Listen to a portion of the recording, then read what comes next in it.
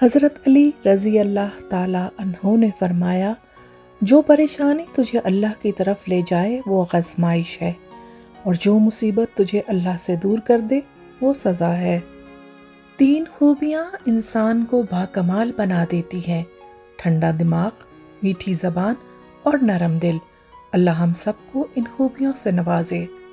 حضرت علی نے فرمایا، ہمیشہ چھوٹی چھوٹی خوشیوں کا استقبال کیا کرو، کیونکہ انہی کے پیچھے محبتوں کا سیلاب ہوتا ہے۔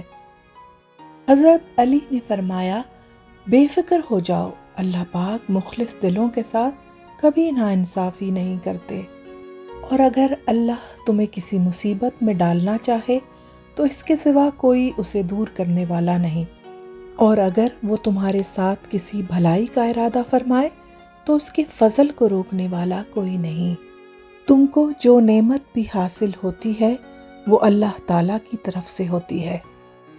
اللہ سے رشتہ جوڑ لو، سب ٹوٹے رشتے جڑ جائیں گے۔